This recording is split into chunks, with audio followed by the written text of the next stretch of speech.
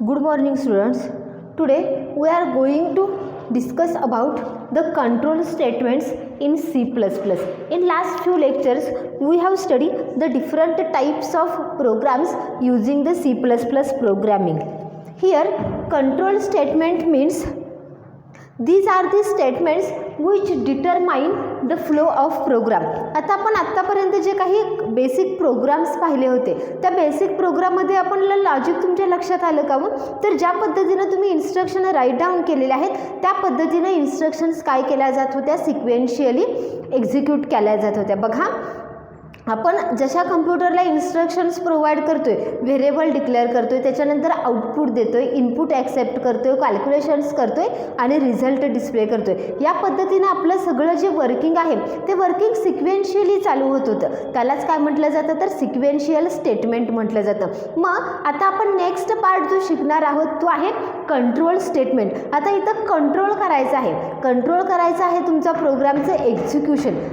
प्रोग्रामचं execution control करत असताना काय टास्क परफॉर्म करायचे तर जो काही तुम्ही प्रोग्राम कोड राईट डाऊन केलेला आहे त्यातला काही पार्ट तुम्ही स्किप करू शकता आणि काही पार्ट तुम्ही काय करू शकता, एक्झिक्यूट करू शकता. म्हणजेच तुमच्याकडं कंट्रोल आहे की मला कोणता पार्ट एक्झिक्यूट करायचा आहे. त्या स्टेटमेंटला काय म्हटलं जातं तर कंट्रोल स्टेटमेंट. बघा त्याची definition, these are the statements which determines the flow of program. तुमचा जो प्रोग्राम राईट डाऊन केलेला आहे त्याचा फ्लो डिटरमाइन करण्यासाठी काय केला जातो, कंट्रोल स्ट्रक्चरचा यूज केला जातो. आणि त्याचसोबत it determines which piece of program to be execute. तुमच्या प्रोग्राममधला कोणता पार्ट एक्झिक्यूट करायचा आहे हे सुद्धा काय करत असतं, कंट्रोल स्टेटमेंट जे आहे ते डिटरमाइन करत असतं. मग हे डिटरमाइन करण्यासाठी त्याला काय करावी लागते तर एखादी स्पेसिफिक तिथं कंडिशन मेन्शन करावी लागते आणि त्या कंडिशनच्या रिझल्टनुसार कोणता कोड एक्झिक्यूट करायचा आहे आणि कोणता कोड एक्झिक्यूट करायचा नाही आहे म्हणजे स्किप करायचा आहे हे ठरवलं जातं. मग ही कंडिशन म्हणजे काय आहे तर एखादं मॅथमॅटिकल और बुलियन इक्वेशन असणार आहे की ज्याचा रिझल्ट ट्रू असेल किंवा फॉल्स असेल. आपण बघितलं की फ्लोचार्ट आणि अल्गोरिदम्स आपण जे काही बघितले की ज्याच्यामध्ये आपण डिसिजन बॉक्सचा यूज करत होतो. मग त्या फ्लो चार्टमध्ये आपण काय करत होतो तर त्या डिसिजन बॉक्सला 2 ब्रँचिंग देत होतो. ज्यावेळेला त्या डिसिजन बॉक्समध्ये दिलेली कंडिशन ही ट्रू इव्हॅल्युएट होत असेल त्यावेळेला तुम्ही कोणत्या वेनं जायचं आहे आणि ज्या वेळेला तुमच्या डिसिजन बॉक्समधली कंडिशन ही फॉल्स इव्हॅल्युएट होते त्यावेळेला तुम्ही कोणत्या वेनं जायचं आहे हे आपण तिथं डिटरमाइन करत होतो. ते जे आपण फ्लो चार्ट बघितले तेच फ्लो चार्ट कशामध्ये येतात तर ह्या कंट्रोल स्ट्रक्चरमध्ये येतात. तुम्हाला डेफिनेशन सगळ्यांना समजली का की कंट्रोल स्ट्रक्चर म्हणजे काय तर इथं आपल्या प्रोग्राममधला कोणता पार्ट एक्झिक्यूट करायचा आहे आणि कोणता पार्ट स्किप करायचा आहे हे आपण ठरवू शकतो. म्हणून त्याला काय म्हटलं जातं तर कंट्रोल स्टेटमेंट. मग हे कंट्रोल स्टेटमेंट जे आहेत ते मेनली 2 पार्टमध्ये डिवाइड केले जातात.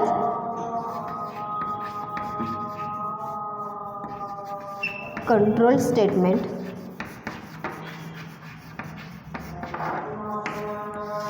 त्याचं पहिलं आहे ते आहे सिलेक्शन किंवा त्यालाच म्हटलं जातं ब्रँचिंग. आणि सेकंड वन जे आहे ते आहे लूपिंग स्टेटमेंट, त्यालाच म्हटलं जातं इटरेशन. आता ज्याला आपण सिलेक्शन स्टेटमेंट बघतो त्याच्यामध्ये 2 टाईप्स आहेत. परत एक आहे if structure and second one आहे स्विच केस. आणि जे आपण लूपिंग शिकणार आहोत त्याच्यामध्ये 3 टाईपचे लूप्स आहेत, फॉर लूप, व्हाईल लूप आणि लास्ट आहे डू व्हाईल. बघा हे जे कंट्रोल स्टेटमेंट्स आहेत ते मेनली 2 पार्टमध्ये कोणत्या डिवाइड केले जातात तर त्यातला पहिला पार्ट आहे सिलेक्शन किंवा ब्रँचिंग. मग ब्रँचिंगमध्ये काय केलं जातं तर तुमची कंडिशन जर ट्रू इव्हॅल्युएट होत असेल तर तुम्ही कोणत्या ब्रँचला जाणार आहात किंवा कोणता पार्ट सिलेक्ट करणार आहात आणि ज्यावेळेला तुमची कंडिशन फॉल्स इव्हॅल्युएट होते त्यावेळेला तुम्ही कोणत्या ब्रँचला जाणार आहात किंवा कोणता पार्ट तिथे एक्झिक्यूट केला जातो. मग त्याच्यामध्ये सुद्धा त्याचे काही सब स्टेटमेंट्स आहेत. त्यातलं पहिलं आहे इफ स्ट्रक्चर. इफ स्ट्रक्चरचे जे फ्लोचार्ट्स आहेत, अल्गोरिदम आहेत ते आपण फर्स्ट चॅप्टरमध्ये शिकलो होतो प्रोग्राम ॲनालिसिसमध्ये की ज्याला एखादा नंबर ऑड आहे किंवा इवन आहे हे कसं फाइंड आउट केलं जातं किंवा 2 नंबर्समधला मिनिमम नंबर कसा फाइंड आउट करायचा. त्याच्यासाठी आपण इफ चे अल्गोरिदम्स आणि त्याच्याशी रिलेटेड फ्लोचार्ट पाहिले. आता तेच अल्गोरिदम आणि फ्लोचार्ट आपल्याला काय करायचे इथं, तर C++ प्रोग्रामिंग लँग्वेजमध्ये कन्वर्ट करायचे की ज्याला म्हटलं जातं इफ स्ट्रक्चर. मग ह्या इफ स्ट्रक्चरमध्ये मल्टिपल स्ट्रक्चर्स आहेत. त्यातलं पहिलं स्ट्रक्चर आहे इफ एल्स, त्याच्यानंतर नेस्टेड इफ, मल्टिपल इफ आणि इफ एल्स लॅडर, असे 4 टाईपचे आपल्याला इफचे स्ट्रक्चर्स आहेत. प्रत्येक ठिकाणी त्याचं जे मिनिंग आहे, इफमध्ये कंडिशनच चेक केली जाणार आहे, पण पहिल्यांदा ज्याला आपण इफ एल्स बघतो त्याला तिथं एकच कंडिशन चेक केली जाते. जर तुम्हाला multiple condition at a time check करायचे असतील तर त्याच्यासाठी मग बाकीचे जे इफ एल्स स्ट्रक्चर्स आहेत ते आपल्याला स्टडी करावे लागणार आहेत. आणि त्याच्यामधला सेकंड पार्ट आहे तो आहे स्विच केस. स्विच केसमध्ये काय केलं जातं, तर ज्याला मल्टिपल इफला ॲज अ ऑप्शन म्हणून काय केला जातो, स्विच केसचा यूज केला जातो. त्याच पद्धतीनं सेकंड कंट्रोल स्ट्रक्चर आहे ते आहे लूपिंग स्टेटमेंट. आता लूपिंग स्टेटमेंट म्हणजे काय, तर आपल्याला प्रोग्राममधला काही कोड जो आहे तो नंबर ऑफ टाइम्स जर रिपीट करायचा असेल आणि त्या रिपिटेशनसाठी सुद्धा आपल्याला काय करावी लागणार आहे, तर एखादी स्पेसिफिक कंडिशन तिथं मेन्शन करावी लागणार आहे. त्याला जे स्ट्रक्चर वापरलं जातं त्याला काय म्हटलं जातं, लूपिंग स्टेटमेंट. बघा लूपिंगचं आपल्याला मिनिंग माहिती आहे. लूप म्हणजे काय करणे, तर सतत त्याच जागी कंटिन्युअसली ज्याला तुम्ही फिरता त्याला आपण काय म्हणतो, लूपिंग म्हणतो. मग इथं लूपिंग आपल्याला शिकायचं आहे. त्यासाठी आपल्याला काय करावं लागणार आहे, तर किती नंबर ऑफ टाइम्स तुम्हाला हा कोड रिपीट करायचा आहे तो तिथं मेन्शन करावा लागणार आहे. आणि ते मेन्शन करत असताना त्याची लास्ट कंडिशन काय असणार आहे, किंवा जोपर्यंत तुमची कंडिशन ट्रू आहे तोपर्यंत हे लूपिंग होत राहणार आहे. ज्याला तुमची कंडिशन फॉल्स इव्हॅल्युएट होईल त्याला ते लूपिंग काय केलं जाईल, स्टॉप केलं जाईल. मग याच्यामध्ये आपल्याला 3 टाईपचे लूप शिकायचे आहेत. पहिला आहे फॉर लूप, सेकंड वन आहे व्हाईल लूप आणि थर्ड वन आहे डू व्हाईल लूप. लक्षात आलं तुमच्या की कंट्रोल स्टेटमेंट म्हणजे काय आणि त्याचे मेन जे 2 टाईप्स आहेत ते कोणते आहेत, तर सिलेक्शन स्टेटमेंट की ज्याला आपण ब्रँचिंग स्ट्रक्चर म्हणतो आणि सेकंड वन जे आहे ते आहे लूपिंग स्टेटमेंट. हा चार्ट तुम्ही ड्रॉ करून घ्या. आपण पहिल्यांदा आता स्टार्टअप करत आहोत ते आहे सिलेक्शन स्टेटमेंटला.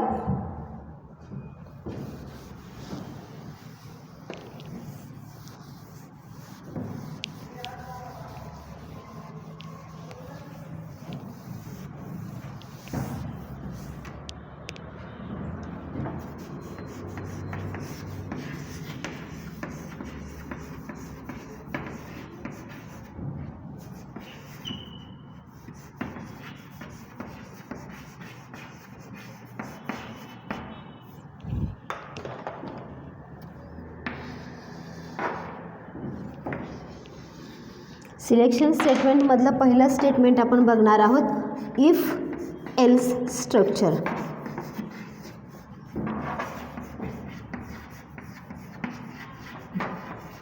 आता हा इफ एल स्ट्रक्चरचा पहिल्यांदा आपण सिंटॅक्स बघूया काय आहे आणि त्याचा फ्लो चार्ट, म्हणजे तुमच्या लक्षात येईल की ॲक्च्युली ज्याला आपण हे प्रोग्राममध्ये इफ एल स्ट्रक्चर वापरणार आहोत त्याला ते वर्किंग कसं करणार आहे. त्याच्यासाठी त्याचा सिंटॅक्स आहे बघा, if condition statement 1 else statement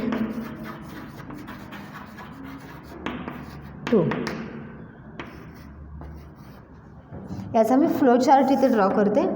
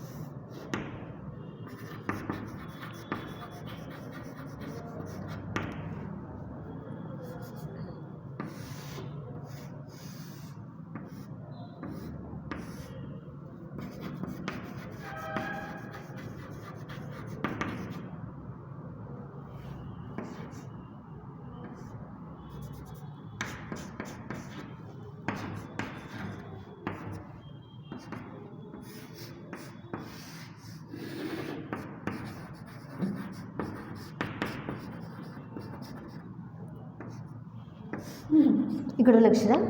आता आपण इफ एल स्ट्रक्चर शिकत आहोत, ज्या पद्धतीने आपण नॉर्मली ज्याला आपण इंग्लिश लँग्वेजचा यूज करतो कम्युनिकेशनसाठी, त्याला ज्या पद्धतीने आपण इफचा यूज करतो की जर तुम्ही अभ्यास केला तर तुम्हाला चांगले मार्क पडतील. म्हणजे चांगले मार्क कधी मिळणार आहेत तर ज्याला तुम्ही अभ्यास कराल त्याला. म्हणजे नॉर्मली ज्या पद्धतीने आपण इफचा यूज आपल्या रेग्युलर कॉन्व्हर्सेशनमध्ये करतो तेच मिनिंग इथं आहे.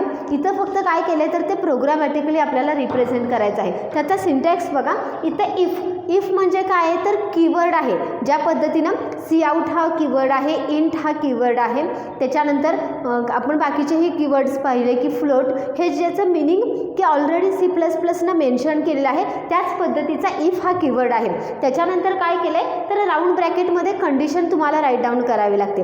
ही कंडिशन म्हणजे काय असणार आहे तर एखादं मॅथमॅटिकल इक्वेशन असणार आहे आणि ते मॅथमॅटिकल इक्वेशन तुम्हाला इव्हॅल्युएट करायचे आणि इव्हॅल्युएट केल्यानंतर त्याचा रिझल्ट काय यायला पाहिजे तर ट्रू किंवा फॉल्स. तिथं कोणतंही इक्वेशन इव्हॅल्युएट केल्यानंतर तुम्हाला व्हॅल्यू काढायची नाही आहे. हे पहिल्यांदा लक्षात घ्या की आपण जे बेसिक प्रोग्राम्स पाहिले त्याच्यामध्ये आपण कॅल्क्युलेशन परफॉर्म करत होतो. Calculate area of triangle, calculate average of 3 numbers, calculate sum of 2 numbers. तिथं आपलं फोकस कशावरती होतं तर आपल्याला जे काही इनपुट्स दिले जात होते त्याच्यावरती आपण प्रोसेसिंग करत होतो किंवा फॉर्म्युलाज वापरत होतो, कॅल्क्युलेशन करत होतो आणि रिझल्ट तयार करत होतो. पण आता इथं आपल्याला कॅल्क्युलेशन्स हा पार्ट करायचा नाही आहे. फक्त दिलेलं तुम्हाला जे मॅथमॅटिकल इक्वेशन असेल ते इव्हॅल्युएट करायचे आणि ते जर मॅथमॅटिकल इक्वेशन बरोबर असेल तर तुमचा रिझल्ट ट्रू येणार आहे आणि जर ते मॅथमॅटिकल इक्वेशन फॉल्स इव्हॅल्युएट होत असेल तर तुमचा रिझल्ट काय येणार आहे फॉल्स येणार आहे.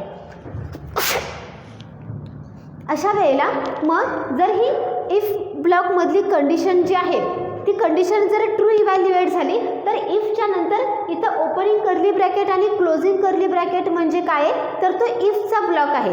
ज्याला हे कंडिशन ट्रू इव्हॅल्युएट होईल त्याला हे स्टेटमेंट 1 जे आहे ते एक्झिक्यूट केलं जाणार आहे आणि ज्याला तुमची इफमधली कंडिशन ही फॉल्स इव्हॅल्युएट होईल त्याला हा पार्ट स्किप केला जाणार आहे आणि तुमचा एल्समधला स्टेटमेंट 2 हा पार्ट एक्झिक्यूट केला जाणार आहे. बघा मी परत एकदा सांगते की इफमध्ये तुम्हाला एखादी मॅथमॅटिकल कंडिशन दिली जाणार आहे आणि त्या कंडिशनचा रिझल्ट ट्रू आहे का फॉल्स आहे हे फाइंड आउट करायचं आहे. ज्या वेळेला त्या कंडिशनचा रिझल्ट ट्रू येतो त्यावेळेला इफ नंतर जे काही तुम्ही सी आउट स्टेटमेंट लिहिलेलं असणार आहे ते एक्झिक्यूट केलं जाणार आहे. पण ज्या वेळेला त्या कंडिशनचा रिझल्ट हा फॉल्स इव्हॅल्युएट होतो त्याला मात्र हा इफचा ब्लॉक स्किप केला जातो आणि डायरेक्टली तुमचा कंट्रोल कुठे येतो तर स्टेटमेंट ब्लॉक 2 मध्ये येतो. मग या प्रोग्राममध्ये आपल्याला दोन्ही स्टेटमेंट प्रिंट होत आहेत का नाही आहे. जर कंडिशन ट्रू झाली तर स्टेटमेंट 1 फक्त प्रिंट आउट होणार आहे आणि जर कंडिशन फॉल्स इव्हॅल्युएट झाली तर स्टेटमेंट ट्रू प्रिंट आउट होणार आहे. म्हणजे दोन्हीपैकी कुठलं तरी एकच स्टेटमेंट तुमचं काय केलं जाणार आहे त्या ठिकाणी प्रिंट केलं जाणार आहे. हे कशावरती डिपेंड आहे तर त्या जे बुलियन इक्वेशन असणारे किंवा मॅथमॅटिकल इक्वेशन असणारे त्याच्या रिझल्टवरती डिपेंड असणार आहे की कोणता ब्लॉक जो आहे तो एक्झिक्यूट केला जाणार आहे आणि कोणता ब्लॉक हा स्किप केला जाणार आहे. त्याच्यानंतर आपण बघूया की त्याचा फ्लो चार्ट कसा आहे. आता ज्यावेळेला आपण एखादी कंडिशन बघतो त्यावेळेला आपल्याला काय करावं लागतं तर डायमंड बॉक्सचा यूज करावा लागतो. इथं डायमंड बॉक्समध्ये मी कंडिशन मेन्शन केलेली आहे इफ कंडिशन. जर कंडिशन ट्रू इव्हॅल्युएट झाली तर तो या पार्टकडे येणार आहे म्हणजे स्टेटमेंट 1 एक्झिक्यूट केलं जाणार आहे आणि त्याच्यानंतर तुमचा एंड ऑफ प्रोग्राम की जो स्टॉप असतो. जर ही बुलियन कंडिशन फॉल्स इव्हॅल्युएट झाली तर तो कोणत्या ब्रँचला जाणार आहे नो ब्रँचला जाणार आहे आणि स्टेटमेंट 2 प्रिंट केलं जाईल आणि त्याच्यानंतर तुमचा एंड ऑफ प्रोग्राम. लक्षात आलं. सिम्पल इफ एल्समध्ये काय केलं जातं तर कोणतंही इफ स्ट्रक्चर ज्याला आपण स्टडी करणार आहोत त्याला कंडिशन चेक ही इफ ब्लॉकमध्ये केली जाते आणि जर कंडिशन तुमची ट्रू इव्हॅल्युएट झाली तर इफ ब्लॉकमधले स्टेटमेंट एक्झिक्यूट केले जातात आणि जर तुमची कंडिशन फॉल्स इव्हॅल्युएट झाली तर एल्स पार्टमध्ये जे काही तुम्ही स्टेटमेंट्स लिहिलेत ते एक्झिक्यूट केले जातात. पण एवढे एक गोष्ट लक्षात ठेवायची आहे की दोन्हीपैकी एकच ब्लॉक एक्झिक्यूट केला जाणार आहे ॲट अ टाईम. म्हणजे एकतर इफमधला स्टेटमेंट प्रिंट आउट होणार आहे किंवा एल्समधला depending upon the result of condition. हा फ्लो चार्ट आणि सिंटॅक्स राईट डाऊन करा. आपण याचं एक एक्झाम्पल पाहूया म्हणजे तुमच्या लक्षात येईल. ओके आपण एक्झाम्पल बघूया.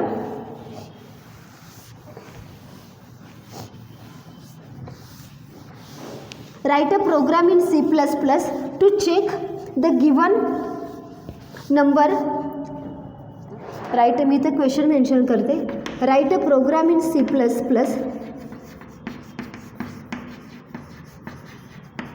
टू चेक गिवन नंबर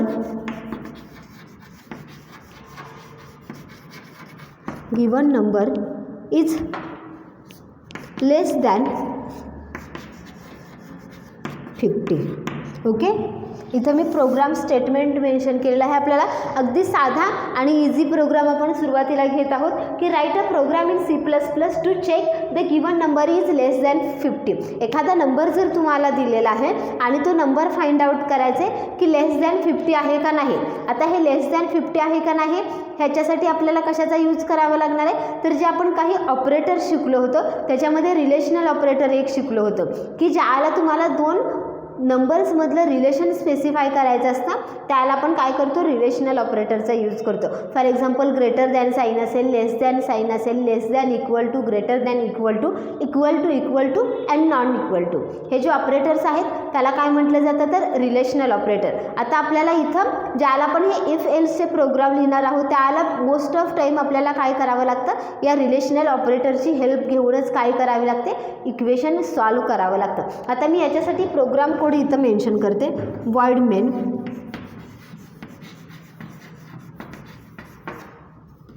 याच्या अगोदर IO स्ट्रीम आणि conio.h घ्यायला विसरू नका.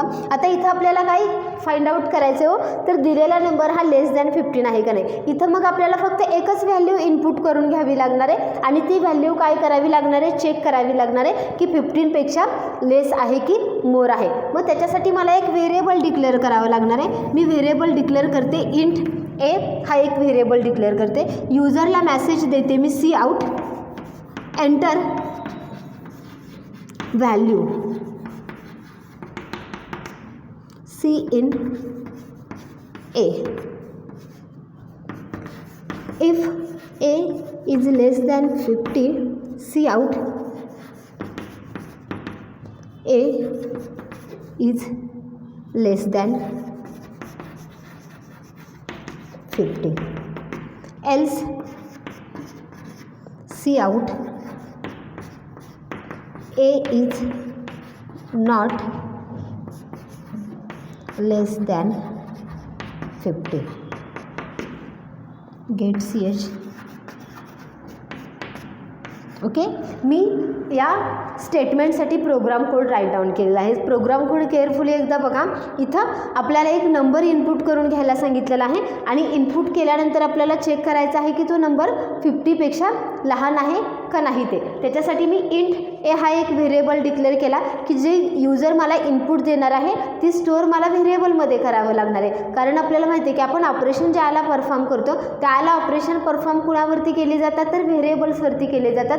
डायरेक्टली व्हॅल्यूवरती ऑपरेशन परफॉर्म नाही केली जात. म्हणून मी एक ए नावाचा व्हेरिएबल डिक्लेअर केला. पहिलं माझं सी आउटचं स्टेटमेंट काय, तर एंटर व्हॅल्यू. युजरकडून मला एखादी व्हॅल्यू घ्यायची आहे आणि ती चेक करायची आहे. त्याच्यासाठी मी मेसेज दिला. युजर एक व्हॅल्यू इनपुट करेल, ती व्हॅल्यू कशामध्ये जाणार आहे, आता ए ह्या व्हेरिएबलमध्ये ती स्टोअर केली जाईल. आता मला कंडिशन राईट डाऊन करावी लागणार आहे. त्याच्यासाठी मी इफचा यूज करते. If a is less than 50. बघा ए म्हणजे काय आहे, तर युजरनं दिलेली व्हॅल्यू. मला आत्ता माहीत आहे का की युजरनं कोणती व्हॅल्यू दिली आहे, माहीत नाही आहे की ती व्हॅल्यू लेस दॅन 50 आहे का ग्रेटर दॅन 50. मग मला प्रोग्राम कशासाठी राईट डाऊन करायचं, तर ती व्हॅल्यू लेस दॅन 50 आहे. त्याच्यासाठी मी हे इक्वेशन अज्यूम केलं की दिलेली व्हॅल्यू ही लेस दॅन 50 असेल तर काय सी आउट कर ए इज लेस दॅन 50 हा मेसेज प्रिंट केला जाईल. पण जर युजरनं इनपुट केलेली व्हॅल्यू ही 50च्या पेक्षा सुद्धा ग्रेटर असेल, म्हणजे सपोज युजरनं जर 55 ही व्हॅल्यू इनपुट केली तर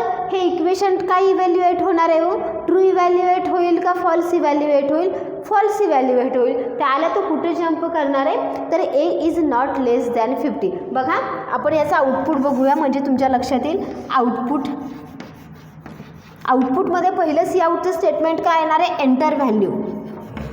एंटर व्हॅल्यू म्हटलं की युजर काय करणार आहे, कीबोर्डच्या आधारे एखादी व्हॅल्यू इनपुट करणार आहे. मी ती व्हॅल्यू घेते 25. आता 25 व्हॅल्यू ही एला मिळाली. ओके, आता इफ ब्लॉकमध्ये आल्यानंतर 25 इज लेस दॅन 50 आहे का? इथं तुम्हाला रिझल्ट कॅल्क्युलेट करायचं नाही आहे. बघा मी परत एकदा हे रिपीट करते की इथं ते इक्वेशन ट्रू इव्हॅल्युएट होते का फॉल्स इव्हॅल्युएट होते. जर मी एची व्हॅल्यू ही 25 युजरने दिली असेल तर हे स्टेटमेंट काय इव्हॅल्युएट होणार आहे? 25 is less than 50. Okay, statement तुमचं ट्रू इव्हॅल्युएट होणार आहे. मग ज्याला ही इफची कंडिशन ट्रू इव्हॅल्युएट होईल त्यावेळेला त्याच्या खाली जे सी आउटचं स्टेटमेंट दिलेलं असणार आहे ते प्रिंट आउट होणार आहे. म्हणजे तिथं काय प्रिंट आउट होणार आहे? ए इज लेस दॅन 50 आणि हा एल्स पार्ट जो आहे तो काय केला जाणार आहे? स्किप केला जाणार आहे. पण जर युजरनं दिलेली व्हॅल्यू ही 55 असेल, बघा युजरनं दिलेली इनपुट केलेली व्हॅल्यू जर 55 असेल तर त्याला ही कंडिशन ट्रू इव्हॅल्युएट होते का? 55 इज लेस दॅन 50 इक्वेशन काय इव्हॅल्युएट होते? फॉल्स इव्हॅल्युएट होते. मग ज्याला इक्वेशन हे फॉल्स इव्हॅल्युएट होईल त्याला तो जंप कुठं मारणार आहे?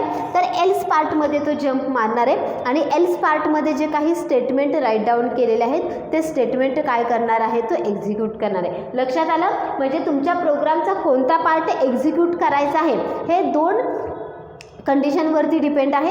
एक तर तुम्ही इनपुट काय देताय, जे काही तुम्ही इनपुट द्याल त्याच्यानुसार इफ कंडिशनचा रिझल्ट ट्रू किंवा फॉल्स हे ठरवलं जाणार आहे. आणि ज्याला त्याचा रिझल्ट ट्रू येणार आहे त्याला इफचा ब्लॉक एक्झिक्यूट केला जाणार आहे. आणि ज्या वेळेला त्या कंडिशनचा रिझल्ट फॉल्स येईल त्याला काय एक्झिक्यूट केला जाईल? एल्स पार्ट एक्झिक्यूट केला जाईल. लक्षात आलं तुमच्या?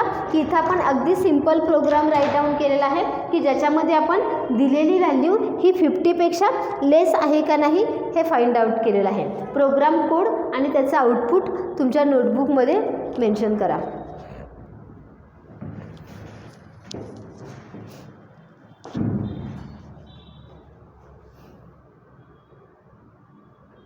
ओके, नेक्स्ट प्रोग्राम आपण बघूया याच टाईपचा. Write a program in C++ to check the given number to check the smallest number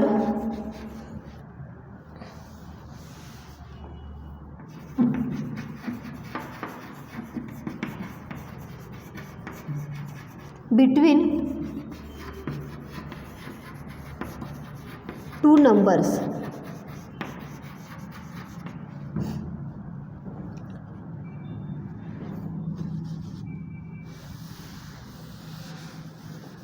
इकडे लक्ष द्या. आता आपल्याला प्रोग्राम कशासाठी राईट डाऊन करायचं हो? तर आपल्याला दोन नंबर दिलेले आहेत आणि त्या दोन नंबरमधला स्मॉलेस्ट नंबर फाइंड आउट करायचे. आपण स्मॉलेस्ट आणि ग्रेटेस्ट नंबर कशावरती डिसाईड करत असतो? तर रिलेशनल ऑपरेटरचा यूज करून आपण काय करत असतो? तो नंबर स्मॉलेस्ट आहे का ग्रेटेस्ट आहे हे फाइंड आउट करत असतो. आता इथं आपल्याला काय पहिल्यांदा इनपुट करावे लागणार आहे? तर दोन नंबरमधला स्मॉलेस्ट नंबर फाइंड आउट करायचे. त्याच्यासाठी पहिल्यांदा आपल्याला दोन नंबर इनपुट्स करून घ्यावे लागणार आहेत. दोन नंबर्स इनपुट करावे लागणार आहेत म्हणजे ते नंबर स्टोअर करण्यासाठी दोन व्हेरिएबलची गरज लागणार आहे. मी इथं दोन व्हेरिएबल डिक्लेअर करते. एक असणार आहे माझा व्हेरिएबल ए आणि सेकंड बी. आता माझं सी आउट स्टेटमेंट काय असणार आहे? Enter value for a and b. मी युजरकडून काय करते?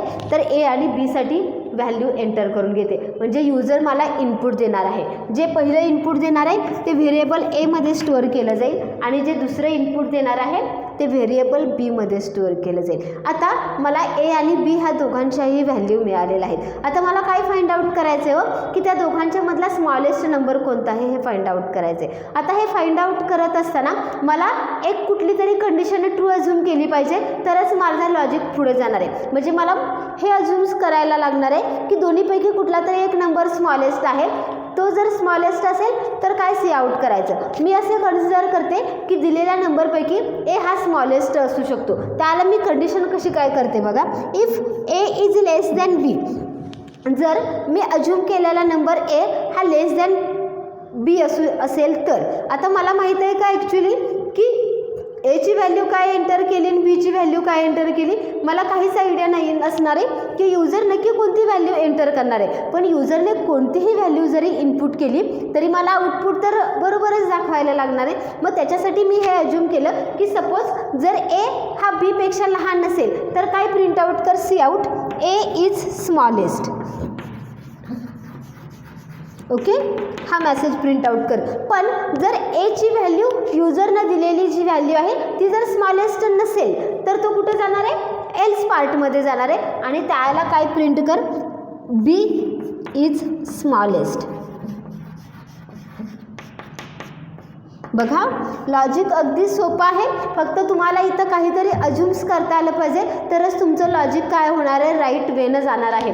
2 नंबर मी इनपुट करून घेतलेत. इनपुट केल्यानंतर मी काय कन्सिडर करते, इफमध्ये मी कंडिशन लिहिते की ए इज लेस दॅन जर बी असेल, म्हणजे इनपुट केलेली पहिली व्हॅल्यू जर दुसऱ्या व्हॅल्यूपेक्षा लहान असेल तर काय मेसेज प्रिंट आउट कर की ए इज लेस दॅन बी आहे. पण जर इनपुट केलेली पहिली व्हॅल्यू ही दुसऱ्या व्हॅल्यूपेक्षा लहान नसेल तर आपोआप ही तुमची कंडिशन काय इव्हॅल्युएट होणार आहे, फॉल्स इव्हॅल्युएट होणार आहे आणि मग तुमचा स्मॉलेस्ट काय असणार आहे, बी असणार आहे. आपण याचा आउटपुट राईट डाऊन करूया. Enter value for a and b. हा मेसेज युजरला दिला जाईल. हा मेसेज युजरला दिल्यानंतर युजरने 2 व्हॅल्यू इनपुट केल्यात. सपोज त्या व्हॅल्यू आहेत 10 आणि 50. त्यातली 10 ही व्हॅल्यू फर्स्ट एंटर केलेली कुणासाठी जाणार आहे, ए ह्या व्हेरिएबलसाठी जाणार आहे आणि 50 ही व्हॅल्यू कुणासाठी जाणार आहे, बी ह्या व्हेरिएबलसाठी जाणार आहे. आता इफमध्ये आल्यानंतर तो कंडिशन चेक करणार आहे. जर एसाठी मिळालेली व्हॅल्यू ही 10 असेल आणि बीसाठी मिळालेली व्हॅल्यू जर 15 असेल तर हे इक्वेशन ट्रू इव्हॅल्युएट होत आहे का फॉल्स. 10 हे 15पेक्षा लहानच आहे, बरोबर आहे ना.